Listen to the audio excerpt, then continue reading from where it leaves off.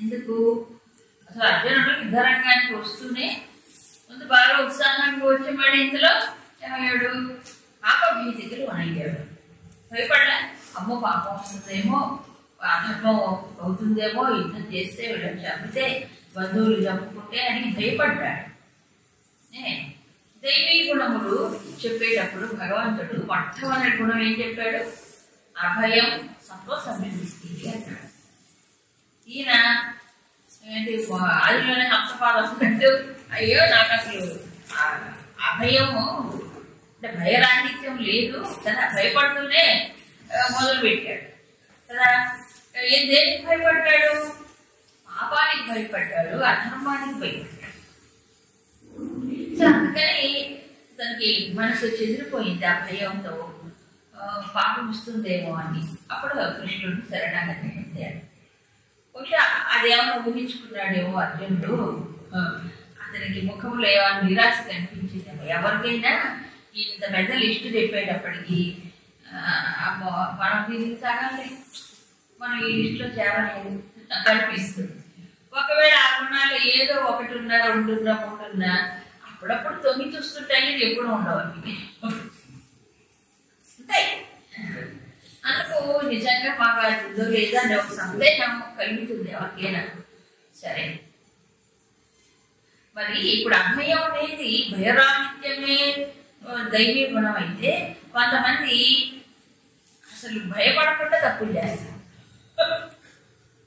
దుర్యోధనుడు ఉన్నాడు, వాళ్ళు దేనికి భయపడ్డారంటే విషం పెట్టడానికి భయపడ్డారా? ఆ ద్రౌపదిని అవమానించడానికి భయపడ్డారా? వీళ్ళని అంటే వీళ్ళు కూడా ఏం చేశారు? అపహాస్యం చేయడానికి ప్రయత్నించడానికి భయపడి, లాక్షాగృహములో వీళ్ళని నిప్పంటించి నాశనం చేయడానికి ప్రయత్నించడానికి భయపడ్డారా? దేనికి భయపడ్డా అంటే తప్పుడు పనులను దేనికి భయపడ్డా? అధర్మం చేయడానికి భయమే పడలేదు. అప్పుడు వాళ్ళందరూ గొప్పవాడు. అభయం కదా. అభయం అంటే భయం లేకుండానే ప్రధానం కాదు. అక్కడ దేనికి భయపడాలో దానికి భయపడాలి, దేనికి భయపడకుండా దానికి భయపడకుండా ఉండాలి. అవును కదా. అందుకు పదం యొక్క అర్థాన్ని మాత్రం తీసుకుంటే ప్రమాదమే. అందుకని వీళ్ళందరూ ఆస్తాయి, వాళ్ళు భయపడరు పాపం చేయడానికి. హాయిగా ఇదేమిటి నిస్సందేహంగా సంకోచంగా చేస్తారు. వాడి సంశయం కూడా రాదు, కాబట్టి వాడికి భయం ఉండదు.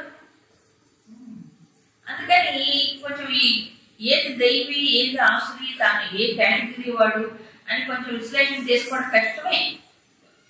అందుకని అర్జునుడికి ఆ సందేహంలో ఆపలేమని కలిగిద్దేమో. అర్జునుడి ముఖం చూసి భగవంతుడు వెంటనే ఏదిలైనా, అర్జున నీవు దైవీ గుణంతో ఉన్నవాడివే, దైవిక సంపదతో పుట్టిన వాడివే అని క్లియర్గా చెప్పాడు.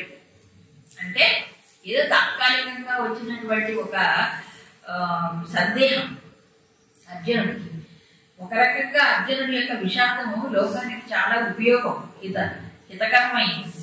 అర్జునుడు కలిగి విషాదంలో పడకపోతే అసలు శరణాగతి పొందేవాడు కాదు, నన్ను నడిపించు అని అడిగేవాడు కాదు, నేను శిష్యుడిని అని అనేవాడే కాదు, మహావీరుడుగానే విజృంభించేవాడు. ఇప్పుడు శిష్యుడు అయిపోయాడు కదా, నన్ను నడిపించాలని కోరేటప్పటికీ అప్పుడు సందేశం వచ్చింది, గీతా సందేశం. అందుకు మానవాడి కోసమే అదంతా కూడా, అది కూడా భగవంతుడు లీలే అనుకోవాలి. ఎందుకంటే తీసుకెళ్ళి ఆయన ఎక్కడ పెట్టి భీష్మద్రోణులు ఎదురుగా పెట్టి చూడయ్యా పురుగులు చూడు అన్నాడు. అక్కడి నుంచి మొదలై పరిశీలన. అందుకే లోక కళ్యాణం. అందుకే ఒక మహాత్ముడికి కష్టం వచ్చినా దుఃఖం కలిగినా మంచికే కలుగుతుందట. ఒక మహాత్ముడిలో కామ ప్రేరణ వచ్చినా లోక కళ్యాణం. ఎందుకంటే వాళ్ళ సిద్ధాంతాలు కాదు. ఇప్పుడు ఎవరైనా పరాశరుడు ఉన్నాడు, పరాశరుడి ద్వారా మరి వ్యాస భగవానుడు ఆవిర్భవించారు కదా. ఆ మత్స్యగతి అనేవిడ తాత్కాలికంగా ఒక ఉపాధి అయింది అంతే. ఆయనకి ఎక్కడ ఉంది, ఆయన ఆధారపడి వెళ్ళిపోయింది అంతే. నేను సంసారం చేశాను కూర్చొని వాడు లేదు కదా.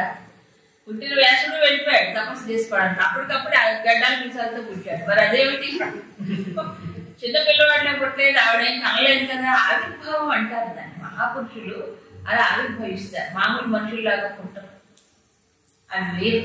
అందుకే ఏంటంటే అది ఏంటి ఈశ్వర ప్రేరణ. అది కూడా పరాశరుడు చెప్తాడు, ఏదో ప్రేరణ నాలో కలుగుతుంది, నువ్వు సహకరించు అని చెప్తాడు ఆవిడ. ఇంకోటి కూడా వరం ఇచ్చాడు, నీకు కన్యాత్వం చెడదు అన్నాడు. ఈశ్వర సంకల్పాన్ని ప్రయాణం ఎప్పుడు ఎందుకు చెడిపోతుంది కాదు. అలా ఏంటంటే మహాత్ములు కలిగినవి లోకానికి హితకరం అవుతాయి. విజయుడు కూడా మరి నరనారాయణుడు కదా, ఆయనతో పాటు జంటగా ఆవిర్భవించినటువంటి వాడే ఆయన. ఆ విషయాలు కూడా మంచిగా అయింది. సరే, ఇలా చెప్పి దంభ, ఈ ఆసురీ గుణాల్లో ముఖ్యంగా దంభో, దర్పో, అభిమానం, క్రోధం, పారుష్యం, అజ్ఞానం ముఖ్యంగా చెప్పాడు ఫస్ట్ ఒకే శ్లోకంలో. అందులో అజ్ఞానం మూల కారణం. అజ్ఞానం ప్రతి జీవుడికి ఉంటుంది అనుకోండి. జీవులందరూ అజ్ఞానంతోనే పుడతారు, అదే పెట్టుబడి. మనందరం పుట్టుబడికి క్యాపిటల్ ఏంటంటే అజ్ఞానమే. స్వరూప జ్ఞానం, ఆత్మజ్ఞానం పుట్టాడు కదా, మళ్ళీ జన్మే ఉండదు కదా. అంటే అందరికీ ఉంటుంది అజ్ఞానం. కాకపోతే ఈ అజ్ఞానం కాస్త ఎక్కువ శాతం ఉంటుంది. అది ఎలా ఉంటుందో తర్వాత రాబోయే శ్లోకాలను వివరిస్తారు. సరే, దంభం, దర్పం ఇవన్నీ కూడా చెప్పుకున్నాం. ఈ దంభం గురించి శంకర్ల వారు ఒక విషయం చెప్తారు. ధర్మధ్వజిత్వం అంటారు. ఒక ప్రత్యేకమైన పదం ఉంది మన ఈ వ్యవహారంలో. అంటే బ్రహ్మబంధువు, క్షత్రబంధువు అంటారు అట్లాంటి వాళ్ళని. అలాగే ధర్మధ్వజిత్వం అంటే వాడు జెండా ఎగరేస్తాడు. జెండా ఏం జెండా? దర్భం అనే జెండా ఎగరేస్తాడు. జెండా ఎగరేస్తాడే కానీ జెండా ఎగరేయడం వల్ల నేను ధర్మాత్ముడిని అనిపించుకోవడానికి జెండా ఎగరేస్తాను అంతే తప్ప ప్రవర్తన అలా ఉంటుంది. అలా కనిపిస్తాడు, అపీరెన్స్ కేవలం. దాన్ని దంభం అంటారు. ధర్మాత్ముడిగా కనిపించడానికి ప్రయత్నం చేస్తాడు, కానీ నిజానికి లోపల ఆ ధర్మ ఆచరణ అనేటువంటి భావన కానీ ఇష్టం కానీ ఉండదు. అది దంభవం అని చెప్పేది. సరే, ఇలా ఆసురీ గుణాల గురించి ఒక షార్ట్గా సంక్షిప్తంగా చెప్పేసి ఇక వీటి వల్ల కలిగే ప్రయోజనం ఏమిటి, ఆసురీ గుణాల వల్ల నష్టం ఏమిటి, దైవీ గుణాల వల్ల ప్రయోజనం ఏమిటి చెప్పారు. ఏమిటది? దైవీ సంపత్ విమోక్షాయ. దైవీ సంపద మోక్షం వైపు దారితీస్తుంది. ఆసురీ గుణములు ఏమవుతాయట? ఆల్రెడీ మనిషి అజ్ఞానంతోనే పుడతాడు. ఈ ఆసురీ గుణాలు పెరుగుతూ ఉంటే ఇంకా దృఢమైనటువంటి బంధాలు ఏర్పడతాయి. నిబంధ అంటే ఎక్కువ పూర్తిగా ఇక దాంట్లో బంధిపోయి జన్మలైనా ఈ దాంట్లో నుంచి బయటికి రాలేడు. అది నిబంధాయ ఆసురి చెప్పారు. ఇది ఎలాంటిది అంటే ఈ రెండు దైవీ ఆసురి గుణములు సుగుణములు, దుర్గుణములు. ఈ రెండు ఒకదానికోటి ఆపోజిట్ అంటే పూర్తిగా అలా చెప్పడానికి లేదు. అలా అనుకుంటే భగవంతుడు ఇంత వివరించక్కర్లే, ఒక శ్లోకంలో చెప్పేయచ్చు. ఇందాక చెప్పిన వాటికి అన్నిటికీ వ్యతిరేకమైన గుణాలంటే అయిపోతుంది. అంతే కదా, మనం ప్రతిదీ ఇంతగా వివరించడం ఎందుకో? వాడి స్వభావం, వాడి స్వరూపం ఎలా ఉంటుందో చెప్పాలి. అది అందుకని ఏం లేదు, మనకి ఇంతకుముందు ఆత్మ మొదలు వాడు అన్నింటిలో వేదాంత పరంగా చెప్పారు. ఇక్కడ అందరికీ భగవంతుడు ఒకడే కదా, క్షేత్రజ్ఞుడుగా పరమాత్మ ఉన్నాడు, అందరి హృదయంలో ప్రకాశిస్తూనే ఉన్నాడు. అయినప్పుడు వీడు ఆసురి, వీడు దైవీ ఎందుకు అవుతాడు? కారణం ఏంటి అంటే ఒకటి అజ్ఞానం మూలం. ఈ అజ్ఞానం కూడా అందరికీ ఒకటే ఉంటుంది. ఎందుకంటే దేవతలకు కూడా భగవత్ స్వరూపం అర్థం కాదు అన్నాడు.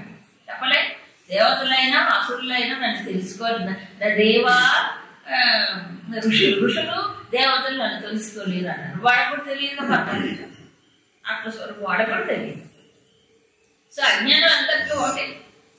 కాకపోతే అజ్ఞానం ఉన్నా ఈ జ్ఞాన సంపార్జనకి సహకరించేవి దైవీ గుణాలు. జ్ఞానాన్ని అసలు జీర్ణం చేసుకోలేవు ఆసురీ గుణాలు. సరైన జ్ఞానాన్ని పొందటానికి బుద్ధి సిద్ధంగా ఉండదు. ఎక్కువ ఆసురీ గుణాలు ఉన్నప్పుడు అసలు శ్రవణమే సరిపోదు. శ్రవణమే వాడికి ఉపయోగపడదు. శ్రవణం అంటే వినడానికి కూడా ఇష్టపడరు, మంచి హితాన్ని ఇష్టపడరు. మన రామాయణంలో ఒక క్యారెక్టర్ అంతా తెలిసిపోదు. అందుకని ఏంటంటే ఈ గుణములు ఏమవుతాయంటే అర్థానికి దుమ్ము పడితే ప్రతిబింబించే శక్తి లోపించినట్లుగా పరమాత్మ ఉన్నప్పటికీ ఈ రజోగుణము తమోగుణం యొక్క ప్రభావం చేత ఏమవుతుందంటే పరమాత్మ వాళ్ళలో ప్రతిబింబించారు. ఇందాక దైవీ గుణాల్లో ఏం జరిగింది? ఆ పరమాత్మ యొక్క గుణాలే వీళ్ళ అంతఃకరణం శుద్ధం అవుతుంది దైవీ గుణాల చేత ప్రస్ఫుటంగా వ్యక్తం. అంతే తేడా. వాళ్ళకి అది సహజం. సాధకుడు వీటిని ముందు పెట్టుకుని ఇలా మరచుకోవడం ప్రయత్నం చేయాలి. ఈ వీటిల్లో ఇక ఇక్కడి నుంచి మొదలు ఏది ఆసురీ గుణముల యొక్క వివరణ మొదలవుతుంది. దీనికి ముందుగా అసలు ఈ సృష్టిలోనూ ఈ రెండు ఉంటాయి అనే చెప్తున్నారు. ఆరవ శ్లోకం. ద్వౌ భూత సర్గౌ లోకేస్మిన్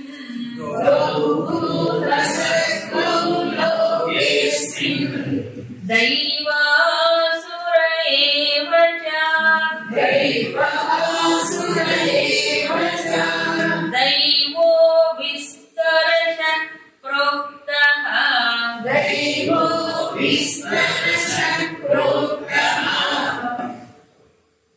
ఆసురం పార్థవే శృణు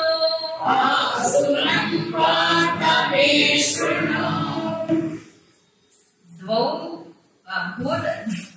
భూత సర్గౌ అస్మిన్ భూత సర్గౌ లోకే ద్వౌ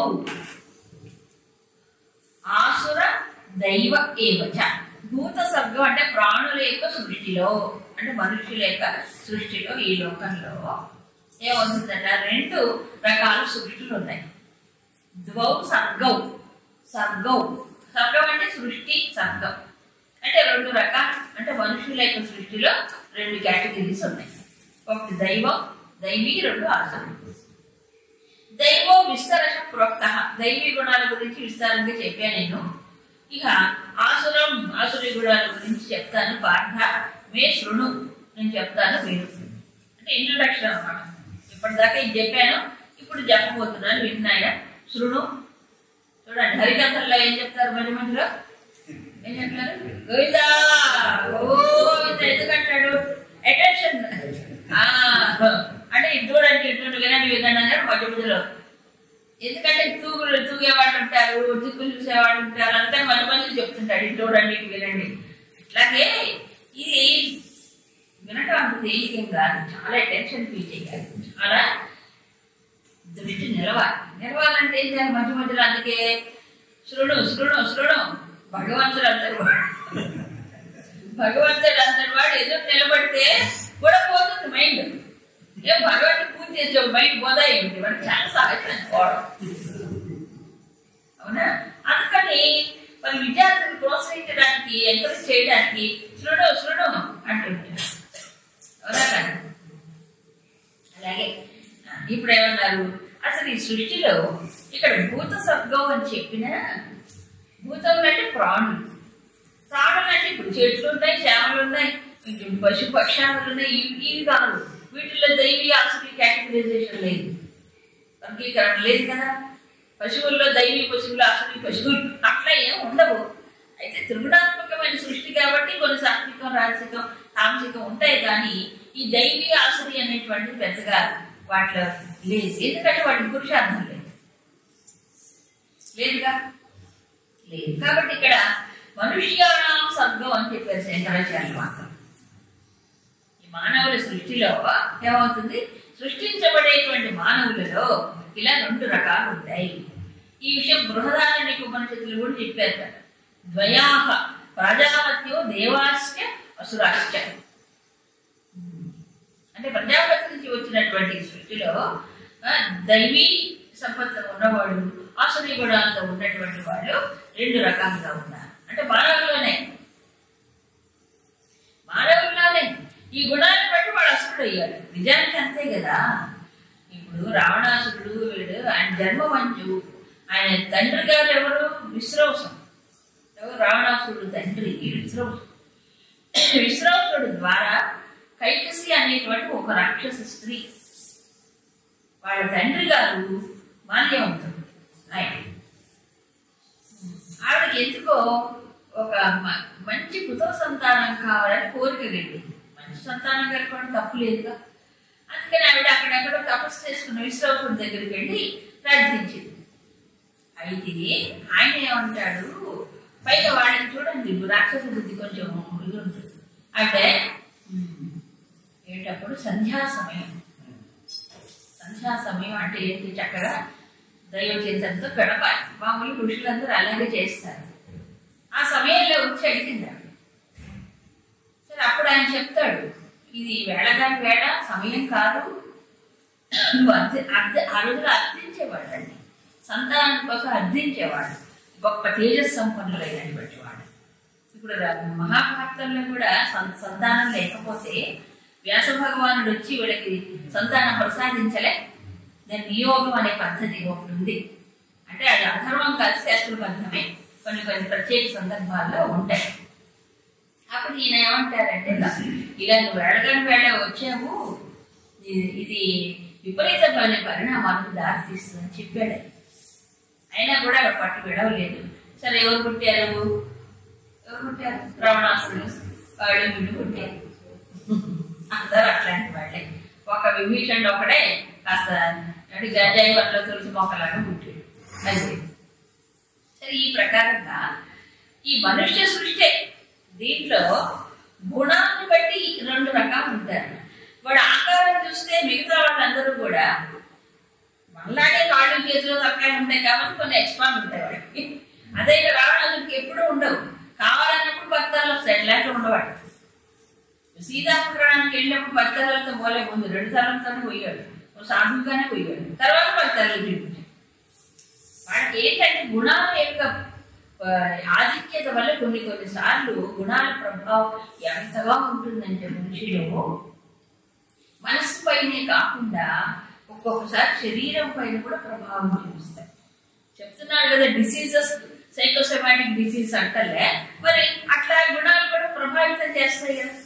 సో కొన్నాళ్ళకి ఈ గుణాల ప్రేరణ చేత, ప్రభావము చేత వాళ్ళ రూపాలు కూడా కొన్నాళ్ళకి రాను మారిపోతాయి. మన లంకలో చూస్తే రాక్షసులు, అసురులు కూడా రాక్షసులు 3వ జాతి. దైవీ, ఆసురి, రాక్షసి ప్రకృతులు 3 ఉన్నాయి. ఇంతకుముందు చెప్పారు. రాక్షసుల స్వభావం గురించి ఇక్కడ భగవంతుడు అసలు వివరణ చేయట్లేదు. కారణం ఏంటంటే వాళ్ళు అసలు ప్రకృతిలో లోయెస్ట్, చాలా ఏంటంటారు కింది స్థితిలో ఉంటారు రాక్షసులు. వాళ్ళకి సాధన చేయడానికి అవకాశం లేదు. ప్రకృతి వాళ్ళని దెబ్బలు కొట్టి అప్పటికో ఎన్ని జన్మలకో వాళ్ళు రాక్షసులు, అసురులుగా ఉంటారు. వాళ్ళు అసురులు తర్వాత మానవులు దైవీగా మారారు. అది సో అందుకని ఏంటంటే రాక్షస ప్రకృతి పూర్తిగా ఇక్కడ దాని గురించి టాపిక్ తీసుకురాలి. వాళ్ళకి అవసరం లేదు, వాళ్ళు బాగుపడే అవకాశం ఉంటుంది. ఎందుకంటే ఎక్కువ తమస్సు ఉంటుంది, తమస్సుతో రజస్సు ఉంటుంది. ఆసురీలో ఏంటంటే రజస్సు ఎక్కువ ఉంటుంది, సత్వము బాగా తక్కువ ఉంటుంది, రజస్ ప్రిడామినెంట్, తమస్సు తక్కువ ఉంటుంది, సత్వం కూడా తక్కువే ఉంటుంది.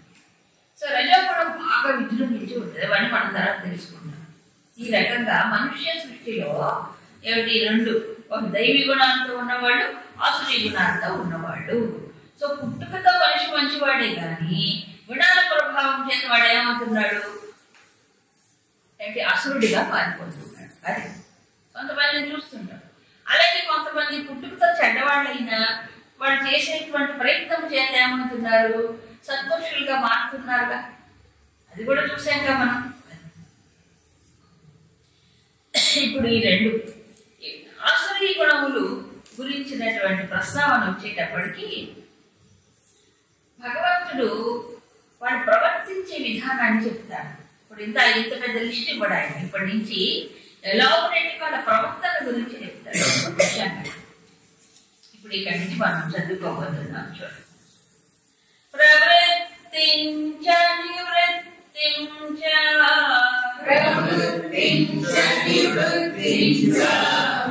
జనాన విదురాసురాః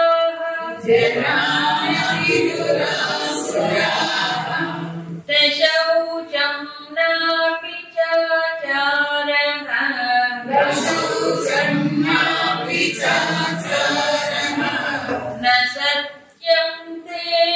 విద్యతే అసత్యం తేషు విద్యతే. ఆసురాహ అసురులుట వాళ్ళకి ఆసురు జనా వీళ్ళు ప్రవృత్తి చ నివృత్తి ఈ రెండు తెలియనటువంటి వాడు నా విదుహు వాళ్ళకి తెలియదు ప్రవృత్తి ఏంటో నివృత్తి ఏంటో తెలియదు. అలాగే నా శౌచము తెలియదు, నా ఆచారం అవి ఆచారం ఏమిటో తెలియదు, నా సత్యం ఇంకా వాళ్ళకి సత్యం వాళ్ళలో ఉండదు, ఇవేమీ ఉండవు. శౌచం ఆచారం సత్యం ఈ అసలు వాళ్ళ డిక్షనరీలో ఈ పదాలు ఉండవట. అంటే ఏంటి వాళ్ళకి తెలియదు, ఇవేమి పూర్తిగా తెలియదు. ఒకటి ప్రవృత్తి నివృత్తి తెలియదు. ప్రవృత్తి నివృత్తి అనేది మనకు తెలుసు. ప్రవృత్తి అంటే ప్రవర్తించడం, నివృత్తి అంటే వెనక్కి రావడం, ప్రవృత్తి ముందుకెళ్ళడం. దేంట్లో ముందుకెళ్ళాలి, దేంట్లోంచి వెనక్కి రావాలి, విడ్రా అయిపోవాలి అనే డిస్క్రిమినేషన్ అంటే విచక్షణ వాడుకుంటారు. శంకర్ బాగా చెప్పారు కదా, యస్మిన్ పురుషార్థ సాధనే కర్తవ్యే ప్రవర్తనం, ఇది ప్రవృత్తి. ఏ మానవుడు ఏ పురుషార్థాన్ని అయితే సాధించారో దానికి చేయవలసిన కర్తవ్యం ఉంటుంది కదా, ఆ కర్తవ్యంలో ముందుకెళ్ళడం ప్రవృత్తి. తద్విపరీతాన అనర్థహేతోహో అంటే ఏంటి, కర్తవ్యం కాని పని పురుషార్థానికి మానవుడు చేసే పురుషార్థం వ్యతిరేకమైనటువంటిది అనర్థానికి దారి తీసేది ఏదైతే ఉందో దాంట్లోంచి వెనక్కి రావాలి. ఎవరు మానవుడు కర్తవ్యము పురుషార్థంలో ముందుకెళ్ళాలి. తర్వాత దాని వ్యతిరేకమైన అనర్థాన్ని కలిగించే దాని విషయాలు ఏమవ్వాలి, వెనక్కి రావాలి. అయితే ఆసురీ గుణం కలిగినటువంటి వాడికి ఈ రెండింటికి తేడా ఉంది. ఏది కర్తవ్యమో ఏది పురుషార్థమో తెలియదు. కాబట్టి ఏం చేస్తాడు, తెలియక అధర్మాన్ని ధర్మంగా అనుకొని దాన్ని సాధించడానికే ప్రవర్తన చేస్తాడు. ఏదైతే అనర్థాన్ని కలిగిస్తుందో విపరీతమైనటువంటి పరిస్థితులు సృష్టిస్తుందో ఆ విషయంలో అది తెలియక దానికి విచక్షణ లేక ఏమవుతున్నాడు, వెనక్కి రావాలి. దాంట్లోంచి ఆ డిస్క్రిమినేషన్ కోల్పోతాడు.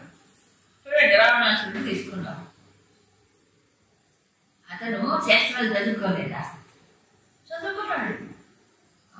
చదువుకున్న వాళ్ళు గొప్పవాడు ఏమైపోరు, చదివాడు.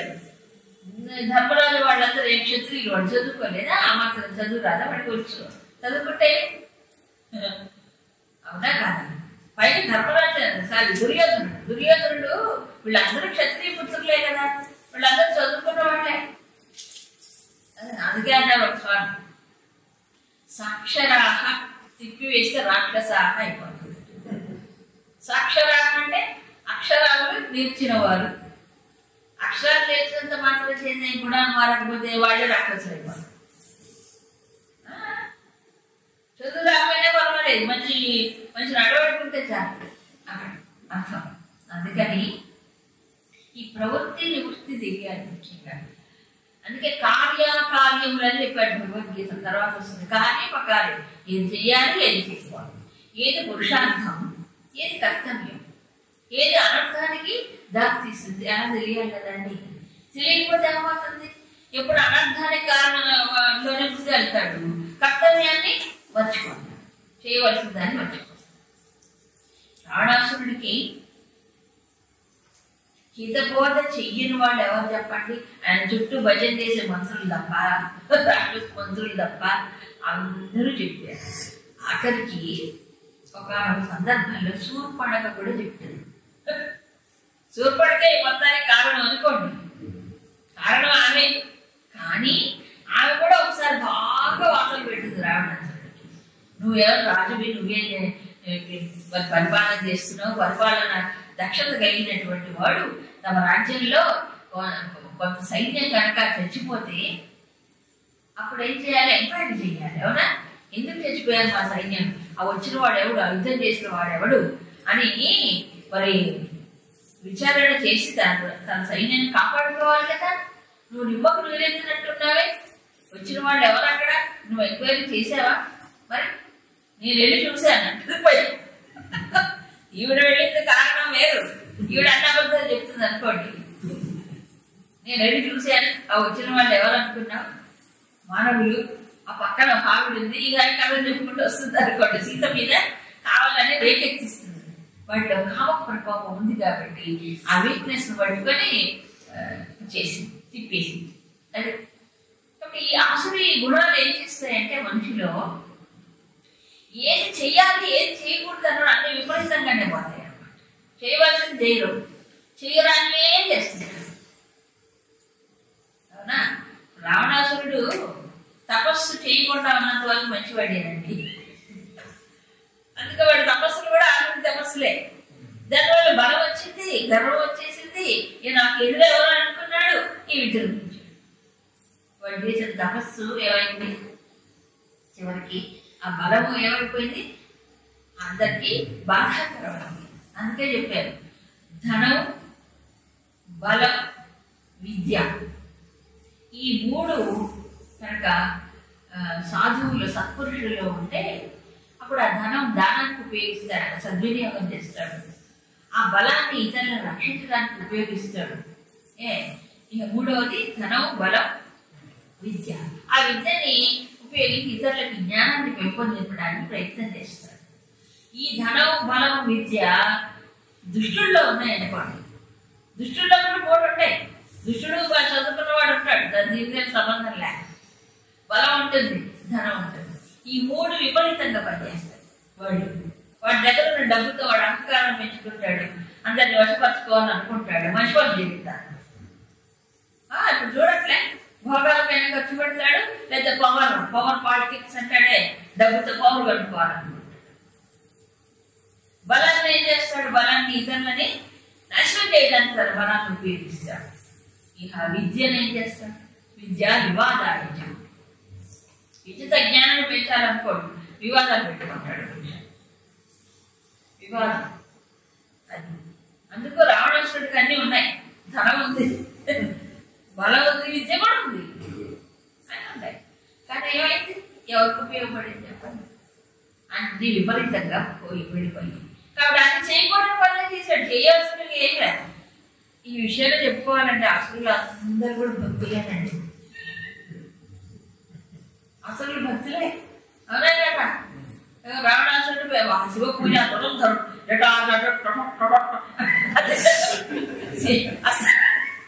ఆ స్తోత్రం చదువుకుంటా, రావణాసురుడు స్తోత్రం అదే చదువుకోవాలి మనం మళ్ళీ. అందుకే రాజసం ఉంటుంది ఉండదా, చాలా రాజసం ఉంటుంది, సాత్వికంగా ఉంటుంది. అది ఆ మాటలు కూడా అలాగే ఉంటాయి. ఎంత శివ పూజ చదువుతుండో ఆ కథ చదివి మీకు అర్థమవుతుంది ఎంత గొప్ప శివభక్తుడు. అంత రాజసమే. శివభక్తుడు ఎందుకు అవుతాడు, రాజసమే. శివుడు అడిచాడు కాబట్టి ఆ మాత్రం ఉన్నాడు. కైలాసాన్ని ఎత్తాలనుకున్న వాడు శివభక్తుడు ఎట్లా అంటాడు చెప్పండి? ఒక్క జాడ అన్నం పట్టుకుంటాడు. అక్కడ కైలాసం ఎత్తాలనుకున్నాడు, కైలాసం మీద పుష్పక విమానంతో ఏమిటి విహారం చేయాలనుకున్నాడు, వాడే రావు శివభక్తుడు. అందుకని ఇవన్నీ ఈనాటి కాలంలో వచ్చి పాడుబుద్ధులు. భక్తి అంటే ఏమిటి? భక్తి 12 అధ్యాయాలు చదువుకున్నాం కదా. భక్తి ఇది రాజసం. భక్తిగా ఓ బెడ్డు, ఓ మొండితనం, ఓ మూర్ఖత్వం, దాంతో పాప భగవంతుడిని చేయాలనుకుంటారు. సో దానివల్ల భగవంతుడు ప్రత్యక్షమైన వాడు కోరే వరాలు కూడా అట్లే ఉంటాయి. తర్వాత అధ్యాయాలు వస్తుంది అనుకోండి. అప్పుడు వీళ్ళకి ప్రవృత్తి, నివృత్తి రెండింటిలో డిస్క్రిమినేషన్ ఉండదు. ఏమిటి మనం చెయ్యాలి అనేటువంటిది ఉండదు. ఏది ప్రవృత్తి తెలియకపోవడం. ఇక రెండోది నా శౌచం నా ఆచార. శౌచం అంటే శుచిత్వం. ఇక రెండోది సత్యం. సత్యం, శౌచం ఈ రెండు కూడా యమ నియమాల్లో మొదటి. అవునా? శౌచం ఇంకోటి ఏంటి నియమాల్లో శౌచం, తపస్సు, స్వాధ్యయనం, సంతోషం, ఈశ్వర పరిణామం. ఇది శౌచం కిందికి వస్తుంది. అలాగే యమ నియమాల కిందికి వస్తాయి. ఈ యమ దగ్గరికి వచ్చేటప్పటికి అహింస, సత్యం, అస్థేయం, బ్రహ్మచర్యం, అపరిగ్రహం. యమ నియమాలు అంటారు కదా, యమ నియమాలు. ఇందులో సత్యం, శౌచం రెండు తీసుకుంటారు. ఈ రెండు ఉండవు. సత్యం ఉండదు. అంటే నిజం చెప్పాలనే నియమం వాడికి ఏమి ఉండదు. మరి ఏమిటి ఎన్ని అబద్ధాలంటే చెప్తారు, వాడికి ఏమి ఉండదు. అబద్ధాలు చెప్పి కథలు అల్లి అబ్బో ఎన్ని చేస్తారు. సీతమ్మని మోసం చేసి ఆవిడ లొంగిపోయేటట్లుగా చేయాలని చాలా ప్రయత్నాలు చేశాడు రావడానికి. మోసంతో మాయా ఒక సందర్భంలో యుద్ధం జరుగుతున్నప్పుడు అక్కడ ఒక పక్కన యుద్ధం జరుగుతుంది. ఏం చేశాడు, మాయతో నేను విద్యుజ్జుఫుడని ఒకటి పిలిచి వాడు రాక్షసుడు మాయడు వాడు. రాముడి శిరస్సు రాముడి బాణాలు ఉంటాయి కదా అట్లాగే తయారు చేసి తీసుకొస్తాడు. సీతమ్మ ముందు పడేసి సీత ఈ రాముడు చచ్చిపోయాడు, మా రాక్షసాన్ని వెళ్ళి నిద్రిస్తుంటే శిరస్సు ఖండించేశాడు. ఇదిగో రాము బాణాలు చూడు ఏం చేస్తాం ఇప్పుడు అన్నట్టు ఆవిడ నొక్కిపోతుంది ఏమని అనుకున్నాడు. ఈ మాయా ప్రయోగం చేశాడు. చేస్తూనే సీతమ్మ పాప రాముడి శిరస్సు చూసి వెక్కి దుఃఖిస్తుంది, రోధిస్తుంది సీతమ్మ. ఇంతలో ఏదో పిలిపి వచ్చింది, రావణ అర్జెంట్ కాల్ రావణాసురుడు. సరే వెళ్ళిపోయాడు. రావణాసుడు అట్టించి వెళ్ళిపోయి 2 మాయలు అయిపోయి అలా ఆవిడ మోసం చేసి లోపల తీసుకోవాలని కూడా అనుకున్నాడు. నాన్న ప్రయత్నం చేశాడు. ఈ రాక్షసులు అందరూ అట్లాంటి సలహాలు ఇస్తారు. రాక్షసులు ఇచ్చే సలహాలన్నీ అట్లాంటి సలహాలు ఎవడో రాక్షసులు ఇచ్చాడు. ఇలా ఎన్నిసార్లు ఇలా మోసం చేత మరి సీతమ్మని ఆహ్వానించి తెచ్చింది మోసం చేత కాదు, మోసం చేతగా తీసుకొచ్చాడు. కాబట్టి ఏం మంచి ఆలోచనలు ఉంటే వాటి నా శౌచ్యం నా సత్యం అబద్ధాలు చెప్తారు.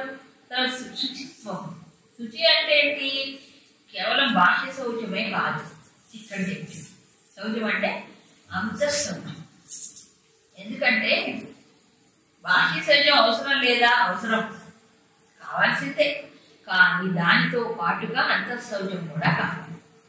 ఇప్పుడు అమెరికా లాంటి దేశాల్లో చూస్తే అందరు ఫస్ట్ పడిపోయేది రోడ్లు చూసి. ఫస్ట్ రోడ్లు చూసి పడిపోతారా, ఎంత స్మూత్గా వెళ్ళిపోతుంది కార్, ఎంత దూరం ట్రావెల్ చేసినా మాకు రోడ్డు కదలదట. ముందు రోడ్లు, తర్వాత విమానాశ్రయాలు అన్ని బాగా పక్కగా ఉంటాయి. అరేంజ్మెంట్స్ అన్ని కూడా బ్రహ్మాండంగా ఉంటాయి. ముందు అవి చూసి పడిపోతారు మన వాళ్ళంతా. ఆహా ఓహో ఎంత నీట్. వాళ్ళ ఇల్లు కూడా అట్లాగే వాళ్ళు అన్ని ఏర్పాటు చేసుకుని ఈగ దోమ కట్టుకుని లోపలికి రాడు మొత్తం అన్ని ఏర్పాట్లు చేసుకుంటారు. బ్రహ్మాండంగా ఉంటాయి అన్నీ కూడా. కానీ అక్కడేం నేరాలు లేవా, అక్కడేం కష్టాలు లేవా, అక్కడేమో కోర్టులో కేసులు లేవా, ఎన్నున్నా ఇంకా మనకంటే 100 రెట్లు ఎక్కువ. 100 రెట్లు చస్తూ బతకాలి, క్షణక్షణం భయంతోనే బతకాలి. అక్కడ అన్ని నేరాలు. కాకపోతే లా అండ్ ఆర్డర్ కొన్నిటికి చాలా స్ట్రిక్ట్ గా ఉంటారు కాబట్టి పెనాల్టీలు వేస్తారు కాబట్టి అందుకని కొన్ని కొంచెం కంట్రోల్ గా ఉంటారు. స్పీడ్ విషయంలో కారు ఇంత స్పీడ్ లో పోవాలి అయితే పెనాల్టీ పట్టుకున్నాడు. అలా కొన్ని విషయాలు స్ట్రిక్ట్ గా ఉంటారు. కానీ మిగతావన్నీ మామూలే. మానవ వ్యవహారాలు నికృష్టంగా ఉంటాయి. లోపలికి వెళ్ళి చూసేవాడికి తెలుస్తాయి అవన్నీ. అందుకని శౌచం అంటే బాహ్యమే కాదు, అంతఃశౌచము కూడా. కాబట్టి ఆసురి లంక చూస్తే బంగారం స్వర్ణమైన లంక, బట్ అక్కడ సొమ్మ ఎవరితో కుబేరుడు. కుబేరుడితే అసలు ఆ లంక నగరు ఈయనేం కట్టించుకోలే, ఈయన కష్టపడి ఆయన చౌకలు కట్టలే, డెవలప్ చేయలేదు. మరి కుబేరుడి అలా నగరం, కుబేరుడిని దాన్ని తగిలేసి ఓడించేసేసి ఆక్యుపై చేశాడు. బలవంతంగా దాన్ని స్వాధీనం చేసుకున్నాడు. పుష్పక విమానం ఈయన సొంతమేం కాదు, ఆయన తపస్సు చేసి సంపాదించుకున్నాడు కుబేరుడు. కుబేరుడు ఎవరికి ఔరస అంటే ఒక రకంగా అన్నదమ్ములు వరుస అవుతారనమాట వాళ్ళంతా. అయితే ఏం చేశాడు, మళ్ళీ ఓడించేసి ఆ పుష్పకాన్ని స్వాధీనం చేసుకొని విహరించడం మొదలెట్టాడు. ఏది సొంతం లేదా అన్ని ఎత్తుకొచ్చిపోయాయి, అన్ని ఎత్తుకొచ్చి వాళ్ళందరినీ వీళ్ళందరినీ వాళ్ళని ఓడించి ఎత్తుకొచ్చి పెట్టుకున్నవే. ఆయన అంతఃపురంలో స్త్రీలందరూ అలా ఎత్తుకొచ్చిన వాళ్ళే, ఒక మండోదరి తప్ప. ఒక మండోదరి దాన్ని మళ్ళీ ఎవరో 2-3 వాళ్ళ నిజమైన పత్నులు, వీళ్ళందరినీ ఎత్తుకొచ్చి వాళ్ళని ఓడించేసి ఎత్తుకొచ్చి పెట్టుకున్నారు. ఇలా చూస్తే ఏముంది దీంట్లో, ఒక్క గుణం చెప్పండి. అట్లా రావణాసురుడు వాడు శివభక్తుడు అంటున్నారు. ఈ కాలం భక్తులు వీళ్ళు ఆధ్యాత్మంటే, వీళ్ళు ఆధ్యాత్మంటే చెప్పారు కదా. ఒక అబ్బాయి ఒకసారి ఆశ్రమానికి వచ్చారు కొంతమంది భక్తులు, భిక్షలు ఇస్తారు అప్పుడప్పుడు భోజనాలు పెడతారు. వచ్చారు వాళ్ళు పేరు మీ పేరేంటన్నా పిల్లల పేరు అడుగుతాం అంటే వాడు రావణ్ అని చెప్పాడు. నా ఒళ్ళు మండిపోయింది. నీకేం పేరు దొరకలేదు ఆయన, రావణాసుడు రావణం పెట్టుకున్నావు, రాముడని పెట్టుకుంటే తరించిపోతావు కదా రామానికి ఇచ్చినప్పుడల్లా.